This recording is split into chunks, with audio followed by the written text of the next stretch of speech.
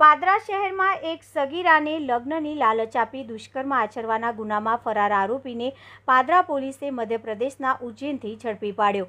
પાદરા શહેરમાં એક સગીરાને લગ્નની લાલચ આપી દુષ્કર્મ આચરવાના ગુનામાં ફરાર આરોપીને પાદરા પોલીસે મધ્યપ્રદેશના ઉજ્જૈનથી ઝડપી પાડ્યા છે। આરોપી ભરૂચ જિલ્લાનો રહેવાસી છે અને પોલીસની ત્વરિત કાર્યવાહીના કારણે તે વધુ દૂર જઈ શક્યો ન હતો। આરોપી અક્ષય પરમાર જે માંજોલા ભરૂચનો છે તેને પાદરા શહેરમાં એક 16 વર્ષીય સગીરાને લગ્નની લાલચ આપીને ભગાડી ગયો હતો। આ ઘટનાની જાણ થતાં સગીરાના પરિવારે તાત્કાલિક પાદરા પોલીસ સ્ટેશનમાં ફરિયાદ નોંધાવી હતી।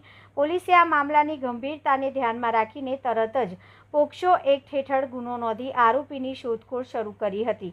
પોલીસે તકનીકી સર્વેલન્સ અને બાતમીદારોની મદદથી આરોપીના લોકેશનને ટ્રેસ કર્યું અને પોલીસને ગુપ્ત માહિતી મળી હતી કે આરોપી મધ્યપ્રદેશના ઉજ્જૈન જિલ્લાના સાવેર ગામમાં છુપાયેલો છે।